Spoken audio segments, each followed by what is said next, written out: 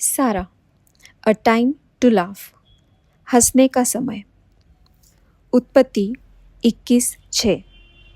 और सारा ने कहा, परमेश्वर ने मुझे प्रफुल्लित किया है, इसलिए सब सुनने वाले भी मेरे साथ प्रफुल्लित होंगे। आमेन। जिस प्रकार सबोपदेशक 3 और उसके 4 अध्याय में जैसे बताया गया है कि रोने का समय और हंसने का भी समय होता है, उसी प्रकार सारा ने भी अपने जीवन में दोनों ही परिस्थितियों का अनुभव किया। और जब अब्राहम ने परमेश्वर की बुलाहट का उत्तर देकर प्रॉमिस्ड लैंड की ओर यात्रा शुरू की, तब सारा ने भी अपना देश, अपने मित्र और अपना परिवार छोड़ दिया, और शायद सारा ने उन्हें फिर कभी न देखा हो।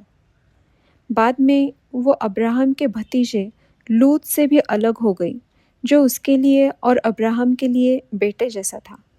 सबसे बढ़कर उसने अपने बांझपन के दुख और दर्द को गहराई से महसूस किया। यह उसके रोने का समय था।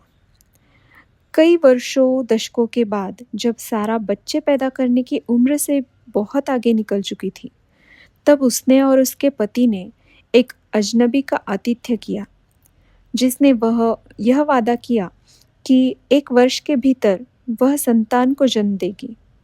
इस असंभव से लगने वाले वादे पर वह हंस पड़ी। एक बच्चा, एक बांझ और इतनी बूढ़ी स्त्री को। लेकिन उस अविश्वास भरी हंसी के बाद कुछ बदल गया। जैसे इब्रानियों की पत्री 11:11 में लिखा है, विश्वास से सारा ने अब बूढ़ी होने पर भी गर्भ धारण करने की सामर्थ्य पाई, क्योंकि उसने प्रतिज्ञा करने वाले को सच्चा जाना था।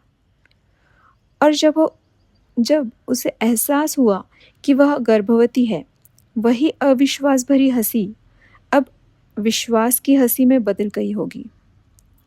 और जब उसने नवजात इसहाक को अपनी बाहों में लिया, तो वह हंसी एक गहरी और विश्वास भरी हंसी में बदल गई। फिर वह अपने बच्चे को इसहाक छोड़कर क्या नाम दे सकती थी, जिसका अर्थ ही है हंसी।